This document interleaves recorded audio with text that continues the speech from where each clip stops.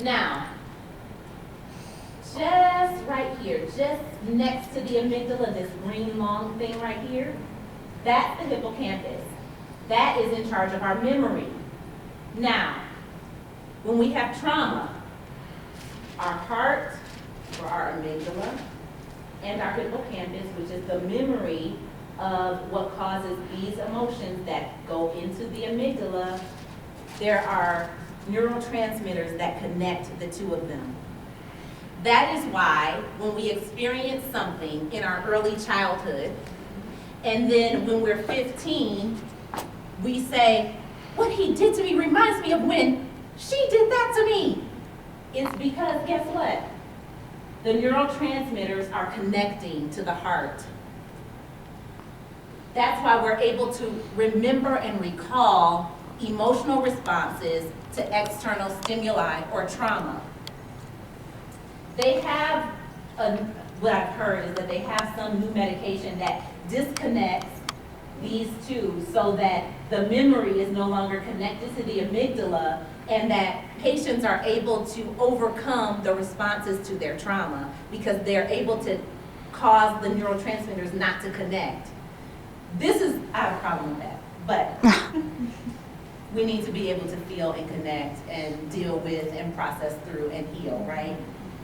But interestingly enough, when these two connect, and there has been significant trauma or complex trauma, the brain then begins to disconnect the emotional center from the hippocampus.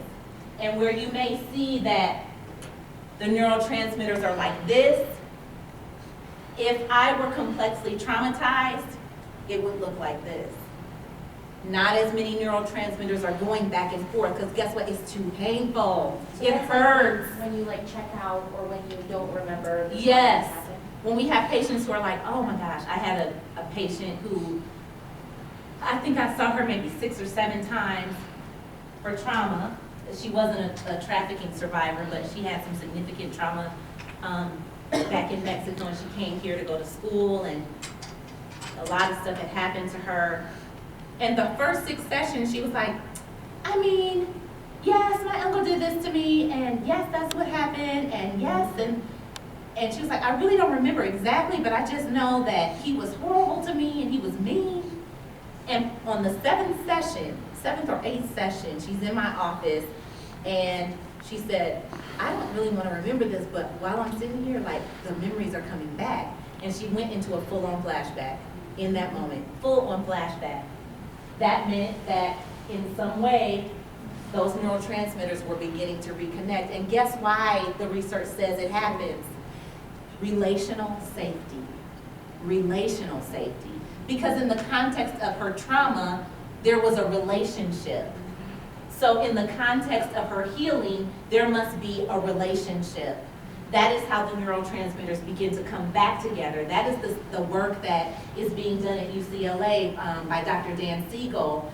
He's studying neurobiology and interpersonal neurobiology is what he studies. And he studies how those two pieces of the brain disconnect and connect and disconnect and connect based on traumatic experiences. Yes? Is that like what goes on during hypnosis? That's a good question. What happens during hypnosis? I am not versed in hypnosis. Is anybody here? Are you guys trained? Okay. What do you think? It's interesting. Yes, an interesting question. Relaxing Mhm. and making unlock. Yeah.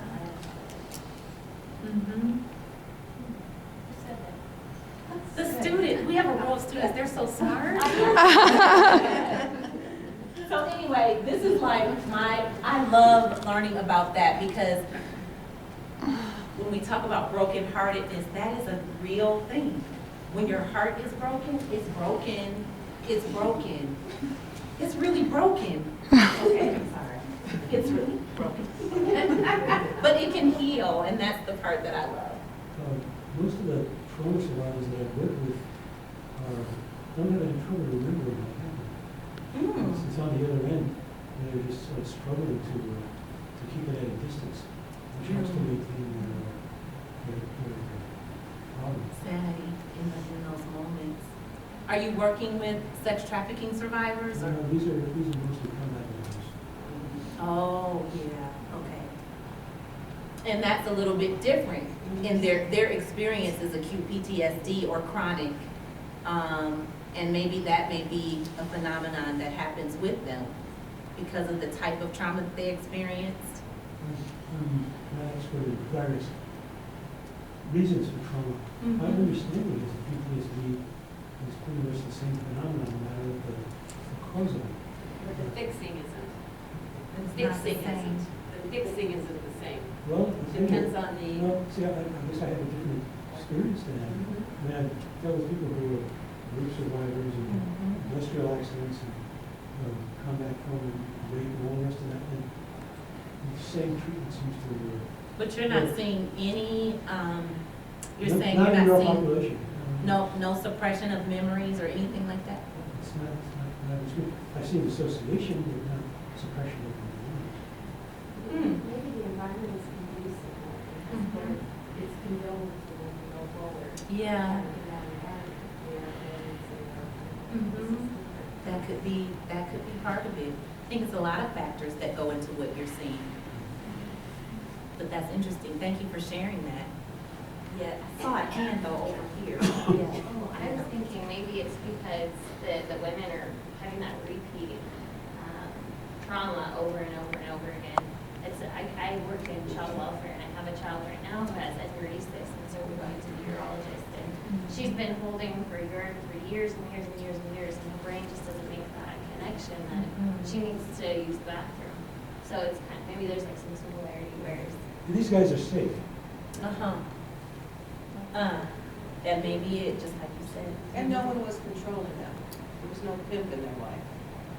Well, The military military was wrong. I mean, I understand. well, I mean, if somebody tells you I have to go out and maybe get killed, you'd be in your place. Yeah, you feel. You read The Boy Who Raises a Dog by Dr. Bruce Perry. He says a lot of the trauma can change brain development and brain structure. So a lot of the combat vets are older, and then their brains are developed a lot farther along than some of these That's so women true. and they're younger. So that may play a part too. That is a good point, because we know that, going back to the amygdala, that the amygdala is not fully developed until the age of 26. And if these girls are being complexly traumatized between the ages of 5 and 26, then that would stand to reason that that developmental trauma impacts their brain in a different way than does that of a combat veteran who has a fully developed brain. Many times, but sometimes it's still in adolescence, 19, 20, 21. Christina, would you just repeat what you just said about development of the amygdala at what age? The amygdala stops developing Stop developing. at the age of 26 when adolescence is over. And so that's why we see, how many of you have teenagers? That's why you're looking at them like, why did you do that? I don't get it. What, do you see how that does not make sense? You know, they can't help it. Their brains and their emotions and their center of, their emotional centers and their centers of executive functioning are not developed all the way. Their frontal cortex is still growing and developing. 26. That's why they let them get off the insurance and onto regular adult insurance at 26 or 25. Christine, so I want to make a comment about the combat vet, where sometimes when you're in war, you freeze frame the trauma and you dissociate at the same time. And so that the trauma only comes up with an association with that dissociation piece. Whereas when there's the sexual trauma is there and you're slightly dissociated. However, the body memory and the response is also freeze-framed, but at the same time, whereas the other one is this way. And so what happens is that the brain, because combat vets of a particular age, say Vietnam opposed to Desert Storm, as opposed to Korea, opposed to Afghanistan, whatever it is now, they're all different ages. Vietnam, you were basically, you were gone at 17, 18 years old. Yeah. Because, you know, they didn't have the draft, but I mean, you were just gone. Mhm. So, again, with kids who have that sexual trauma at 8 or 5 Mhm. or 13, it's like, I must be bad when that has happened to me. And so there's something wrong with me, and it goes back to the shame. Mhm. Whereas, you know, it's interesting to look, that'd be a great study. That would be a great, I Well, the veterans mostly are blaming the government for what happened to them. Right. So I want to move on because we have 15 more minutes and we have quite a bit to get through. So generally, shame essentially hijacks the limbic system just like trauma does. And so, as I said earlier, we experience fight, flight, or freeze when we're experiencing trauma and when we're experiencing shame. That's why when we try not to ask patients to recount the exact instances that occurred to them that were abuse or neglect, because it re-traumatizes them and puts them back in this, it causes the limbic system to activate, and they're going back into that trauma and that shame. I love this quote. I just put it on here because I loved it. So this is from Harriet Lerner. How many of you have read it's the classic, The Dance of Anger? Okay, so everyone needs a platform of self-worth from which to see change. And I thought of that imagery and how the girls and women that I see, they are so, have been so degraded and have been so stomped down emotionally that they have no platform on which to stand. And so sometimes when we're working with them, we have to build the platform with them so that as they step up, you know, before, if they're down here and they're like, Miss Christina, I don't see what you're talking about. All I see is a black wall. All I see is I'm trapped. All I see is there's nowhere to go. All I see is, and as you build their self-worth, that platform begins to raise them up, and eventually they're like, there's something over the wall. There's a light. And you begin to see change from that perspective. But that is our job as clinical social workers, as helping professionals, is to, for girls, for everybody that we see, is to help them to build that platform so that when they step up, they can look over and see the change in their destiny. Okay, so developing the clinician's empathic response. We are social workers and we are experts at empathy, right? Isn't that one of the first things we learned in Methods 1 or Social Work 101, or, right? Empathy. What is an empathic response when talking to a client? Are you using active listening skills? Then that would be why, you know, okay. So we know this. We know this like the back of our hand, but sometimes because of our compassion fatigue and because of the fact that we've been practicing for so long, sometimes we're like, oh, that's what she's doing, I already see it. And sometimes we need to step back and relearn and rejuvenate our empathic responses and our empathic foundation. And so this is from the work of Dr. Brené Brown. And these are her kind of tips in terms of building our empathic responses. So we want to practice empathy, which is the antidote to shame. Empathy is the antidote to shame. We want to develop and practice non-judgmental interaction, which they talked about a lot in the DBT training, but being very cognizant when we are jumping to conclusions and judgments about the patients that we see. Oh, I've seen this before. I know exactly what she's doing, you know, and that it may not be true. So be conscious of that. Understand what another is feeling. That doesn't mean feel and sympathize with them, but understand it. So if a client flies off the handle and curses someone out and you're like, all they said was, let me fix your collar. Why are you like going like that and say, get away from me, right? But if you knew that, you know, her mother may have used to fix her clothes before she beat her, then you would understand why she said, get away from me, right? So we want to not We want to come to a place where we begin to understand, and we want to ask questions so that we understand. One of the things that I've learned over the years is that when we don't know something, it helps to build the therapeutic bond when we say, no, I don't know what you're talking about. Okay, explain that to me again, because I don't know about these things. Okay, Miss Christina, this is what it is. Okay, so he did this, and that means this, and this. Oh, so when they say this, that's what that means? Okay. So we want to not stand and posture as an expert or posture as a, I got this, I know what you're talking about, I know everything you're saying. We want to just say, no, I have no idea. Tell me, teach me, show me. And it becomes a partnership at that point. Practice communicating our understanding of others and being open to learning. That's what I was just saying. Become comfortable with our own vulnerability. Okay?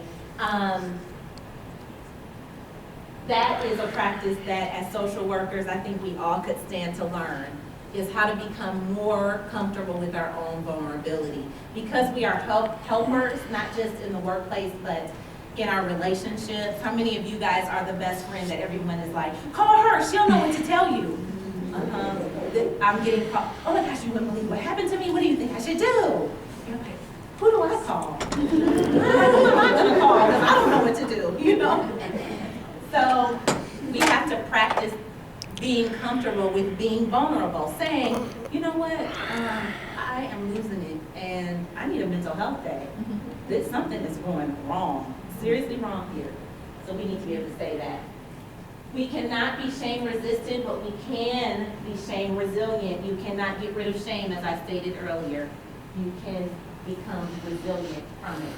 So the breeding grounds for shame are secrecy, silence, and judgment. Wouldn't that stand to reason? A lot of our families live in a culture, their family culture is one of secrecy, silence, and judgment. In sexual abuse, we're dealing with a culture of secrecy, of silence, and judgment in some cases. So these become the weeds that choke out the healing in the lives of our patients.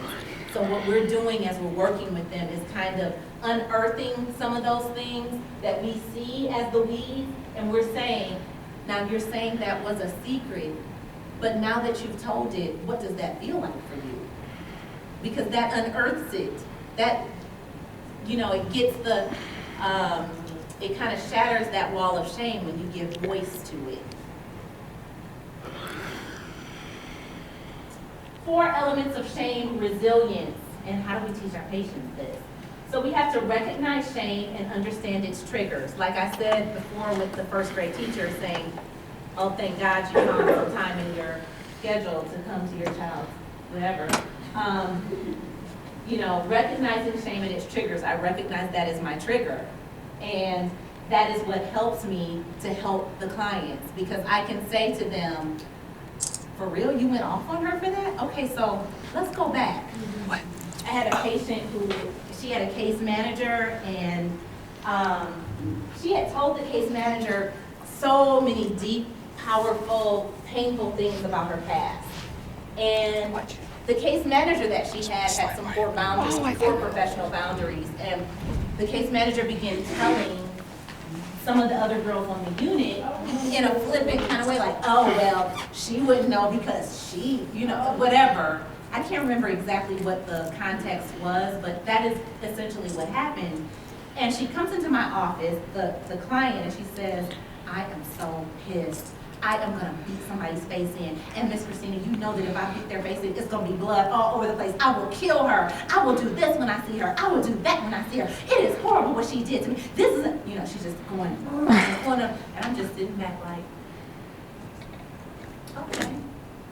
So you're pissed? I take it you're pissed, you know? And she says, yes, I am pissed because she should have never told them, and she told everything, and I trusted her. I said, let's go there. You trusted her. So are you saying that you feel betrayed? Because I'm seeing anger, but I'm sensing betrayal. I'm seeing pissed off and rage, but I'm sensing betrayal. Let's talk about the betrayal.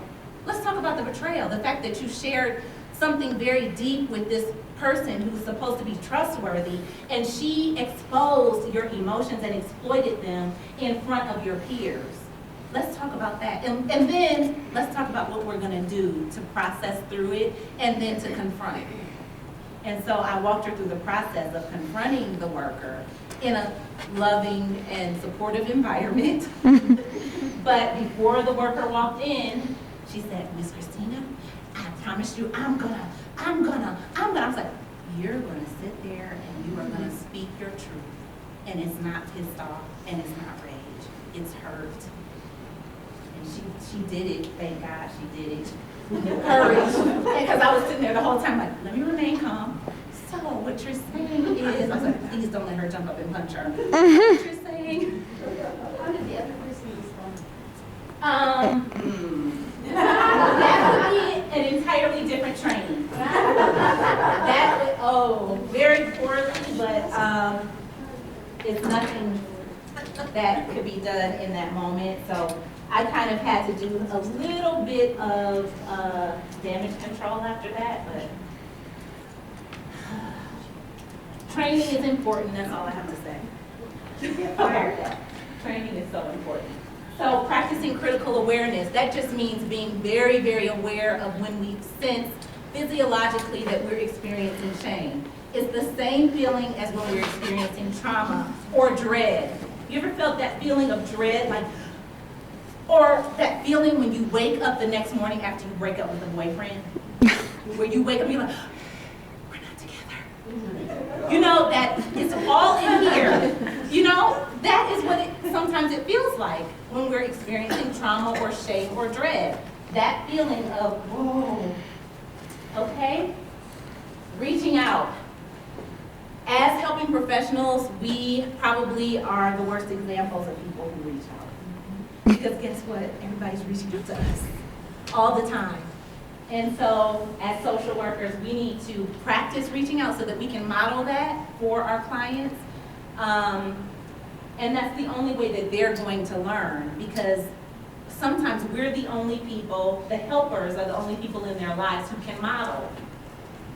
And as this lady was saying, you know, her clients have a team, a wraparound team around her, and all of this and all of that, but the behaviors are staying the same.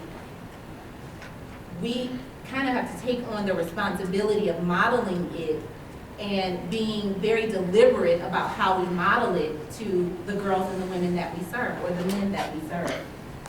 Speaking shame. This is my biggest mantra, right? Silence breeds shame, but giving voice to your shame shatters the shame. And I tell my clients this, that the minute that you give voice to what happened to you, the minute that you talk to someone trusted about what happened to you or how you're feeling about what happened to you, there is no more of anything that anybody can hold over your head, okay? I don't know if you guys know the story of David in the Bible, where he had an affair with this, the king's wife, and he was looking at her and decided, oh, I'm about to have her, right? Because even though she was married to the king. Well, afterwards, he felt really, really bad about it. He was like, oh my gosh, what have I done, right? And he wrote this song that said, deliver me from my blood guiltiness, oh God, and open my mouth so that I can sing your praises. Open my mouth, deliver me from the blood guiltiness. I have killed her husband. I had an affair with his wife. I messed up, right? And I feel ashamed of it. But now, if I can release it by speaking it, then my healing will come, right? And that's what I teach the girls and the women that I see, is that the minute that you speak it, there is no more secrecy. Guess what? You've stomped out the culture of secrecy. You have broken the generational pattern by speaking it. Your mother refused to speak it. Your father refused to speak it. You told them and they said, you're lying. You're the one who opened your legs. This is what you're hearing. Now you get to make another choice, okay? So speaking the shame, that is the biggest piece. Okay, let me see how many minutes we have. Oh, okay. I want to do an exercise, if you all will indulge me for 10 minutes. No? Or somewhere else in 15. Somebody else is coming in here? No, we all be in the main session. But it's not 3 o'clock yet. Yes, But still. Okay. So what I want to do, I'm going to pass around some paper, and I want you guys to draw a big X through the paper. This is an example of us sharing and practicing vulnerability. Draw a big X through the paper so that it makes 4 quadrants. A big X through the middle of the paper. Yeah. Perfect. And I'm going to give you guys about 3 minutes to write in each quadrant an answer to these questions. Just 3 minutes. The first question is, what are the shame messages I received in my childhood that told me about my worthiness for love and belonging? What were the shame messages that I received in my childhood that told me about my worthiness for love and belonging? It's all posted up there. I'm going to read the second quadrant. X like this? Just a big X in the middle of the paper. Quadrant 2, what are the top 5 ways these shame messages show up in my life today? At home, at work, and in my personal relationships. What are the top 5 ways these shame messages show up in my life today, at home, at work, and in my personal relationships? Quadrant 3, who are the people in my life who have earned the right to hear my story and why? Who are the people in my life who have earned the right to hear my story and why?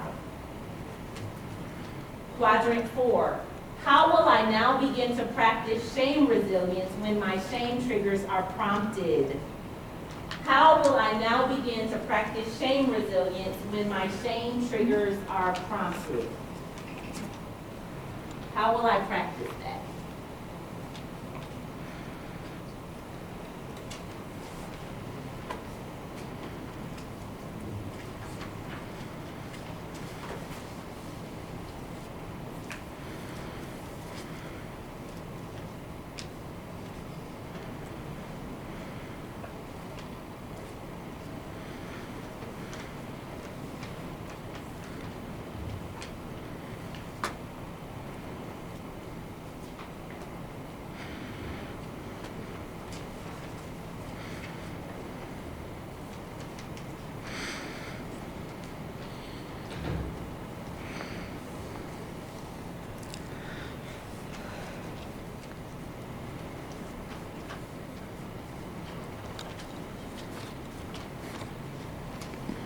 Don't write the questions. That takes too much time. The questions are up here. Just write the answers.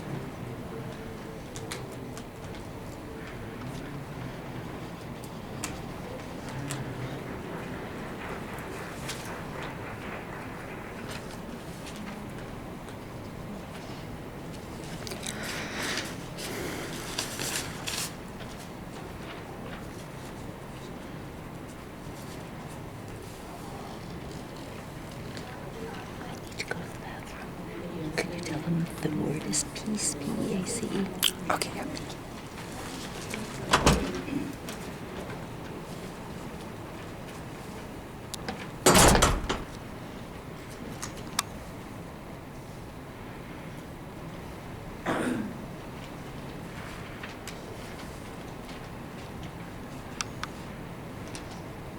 So for first quadrant, I don't know what you mean. Like, The messages that you had as a child.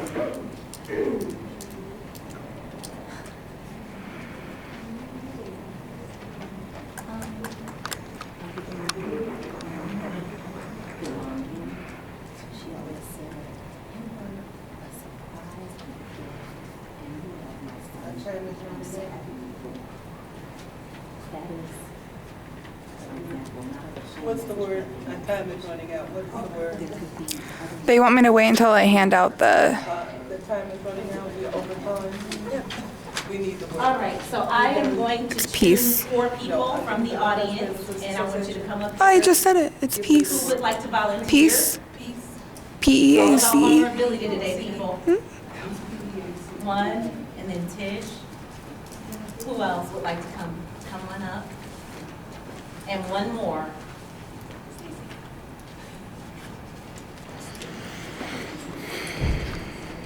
Oh, wait, is someone filming this? I need this. It's on. It's on. Okay, come on over here. So, we're gonna practice some of this vulnerability today, and becoming shame resilient is speaking our shame. And this is just an example of it.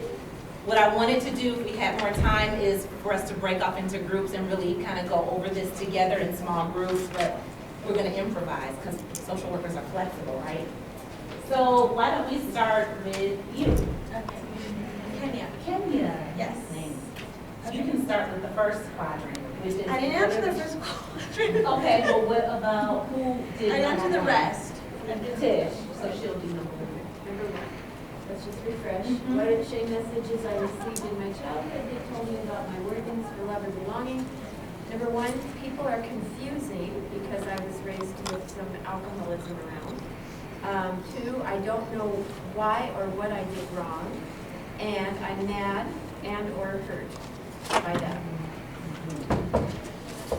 Thanks for sharing that. Quadrant 2, what are the top 5 ways these shame messages show up in my life today, at home, at work, and in my personal relationships? Did anybody complete that? Part 2? Yeah. What I wrote down is that But first, list the shame messages and then tell everyone how they show up. well, messages are not worth paying attention to. And the only way that I do is if I'm feeling inadequate or limited in the situations. I'm sorry, I'm so sorry. I'm not hard to We have a hand raised. Okay, the first one was you're not worth paying attention to. The second thing that I do is to just say something when I feel like I'm limited or incompetent or whatever, deficient, I don't know what the right word would be, but just to not hold that in, but just to say something. That's good. Speaking it, you speak it, and that shatters it. That's good. The shame, we build shame resilience. And that way. it's hardest to do in my work, like in group therapy. And you thrive more in one-on-one, would you say? Because that won't come up for you as much. Well, it's just a little more public, with 8 people in the room instead of Okay. Now, quadrant number 3, thank you for sharing that. You don't have one. There's no Haig, Hey. H-A-I-G. Oh, nice. Okay, quadrant 3. Who are the people in my life who have earned the right to hear my story and why? I chose my husband and a few select friends. Why? Because my husband earned my trust. Like, he really tried to make sure that I trusted him and feel safe. So I was able to share a lot of his heart. Yeah. It's okay. Hello. Oh, Jamie. It's okay.